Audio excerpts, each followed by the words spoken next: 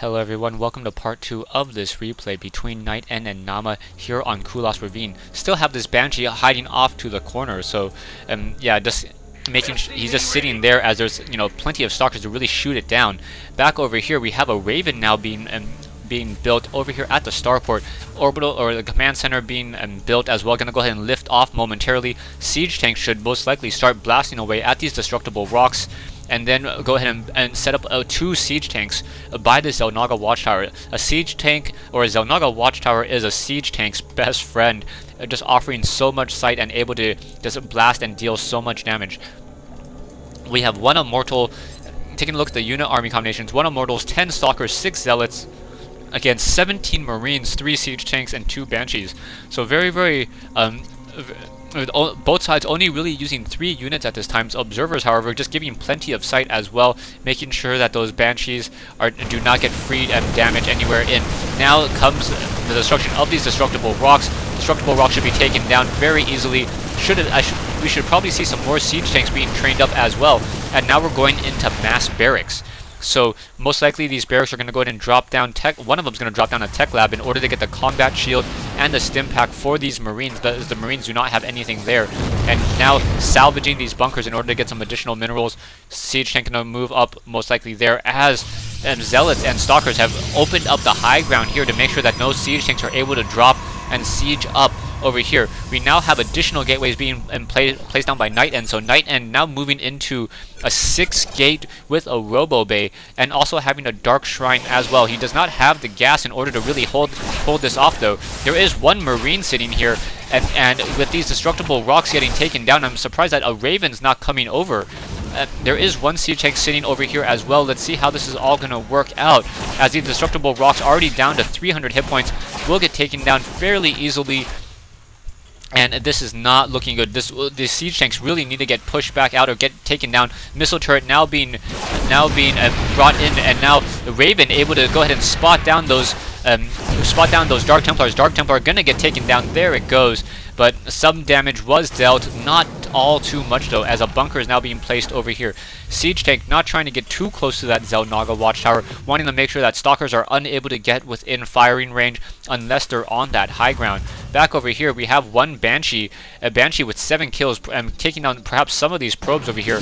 Not 100% sure, but Banshee quickly getting shot down as there was an observer watching it, and it wasn't even cloaked to begin with. Back over here we also have a sensor tower being laid down. So that sensor tower gonna offer plenty of, I guess, information, not really sight, but just plenty of information throughout the bottom right hand corner of this map. As now, oh, what a gutsy move. So we have NightEnd now taking the gold minerals over here on the far side of the map. If NightEnd is able to saturate these minerals, he will be able to he will be able to mine in peace for quite some time, unless unless NaaMa is able to really able to spot it and capture it. Colossus extended thermal lance range now being upgraded as well, and also 1 Colossus coming in. Banshee being forced to pull away, but the stalkers do not. Oh, stalkers do have blink, but no way to blink off onto that high ground yet. And we should probably see another Colossus being trained up here, and gonna go ahead and chrono boost all the extended thermal lance range and these 2 Colossus being trained up. So army-wise, NightEnd sitting on the larger army, and income-wise sitting on the larger income as well.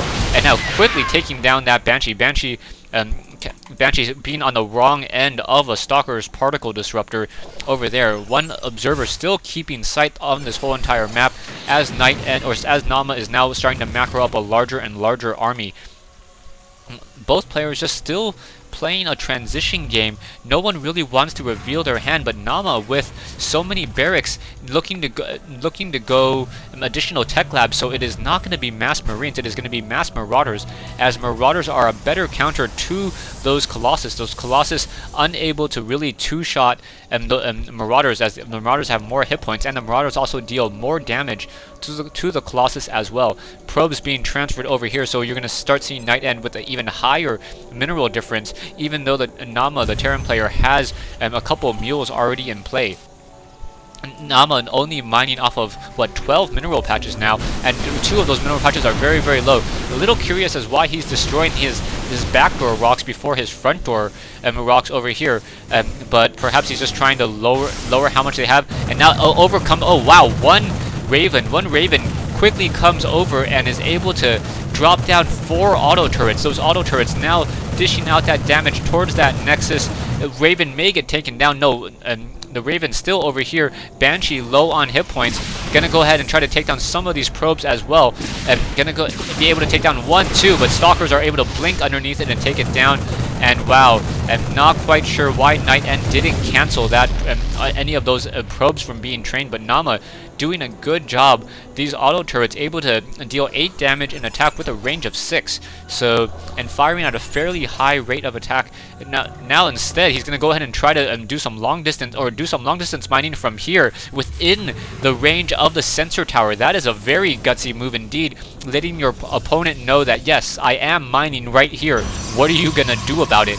Siege tanks could be brought up and moved up further, perhaps just within range of that Nexus as it is being built, but there are 4 Colossus, so many Stalkers. Zealots now have Zealot charge, so this game with this push should end things. However, NaaMa now massing up his forces as well, so it's really gonna all depend on this next battle and the positioning of these units. Siege tank's gonna go ahead and move on up, yeah, within range to take down that Nexus. So Nexus is gonna start getting taken down here.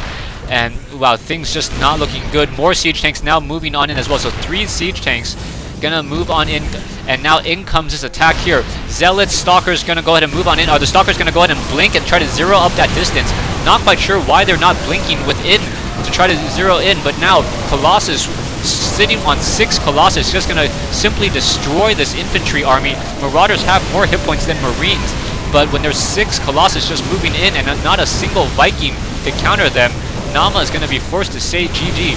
Army-wise, NightEnd still sitting at 38-25. We see a nuclear launch detected. Will NightEnd be able to catch the Ghost? Where is the Ghost? And in comes the nuclear launch. Will all these units get taken down? And I do not think NightEnd knows where it is. And oh my goodness. With NightEnd taking a lot of damage on all of his Colossus, but he also took a lot of friendly fire and losing some of his SCVs as well. A lot of these Colossus now trying to do that little bit of that move and attack, trying to make sure to stay out of range. And as a couple of those Marauders will be able to continue to push, and what a brilliant play by NaaMa. NaaMa doing a well-timed nuke and really just damaging a lot of these units. SCVs, however, walking straight into the Lance lasers, and NaaMa is forced to say GG, and NaaMa is going to go ahead and choose Lost Temple next.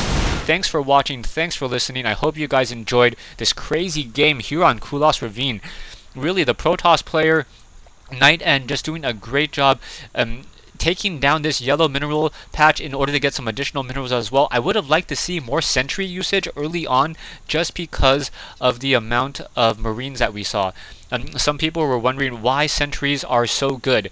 Now, if you had an army and you had two Zealots and 1 sentry cost the same as 2 Stalkers. So you have a 6 food army that costs the same as a 4 food army. So that's one of the reasons why I would have liked to see sentries. Also, the sentries with that Guardian Shield essentially makes a Marine, instead of a base 6 damage, a base 4 damage. And that really, really hurts Marines in general because they like to be in mass numbers. Back over here, I really like that nuclear launch, using it to really deplete a lot of the, or almost destroy a lot of this army. If an EMP shockwave could have come from the Ghost right as that nuke was falling, all of these Colossus, or at least 4 of these Colossus, would have been taken out, and that would have really extended the game. I was not able to find that Ghost though, so I wasn't sure if he would have been able to even get that EMP shockwave off. Anyways, thanks for watching, thanks for listening. I hope you guys enjoyed this replay. Hope to see you guys on Battle.net 2.0 once it's back up. And yeah, I hope to see you guys in the beta as well, whatever's left of it.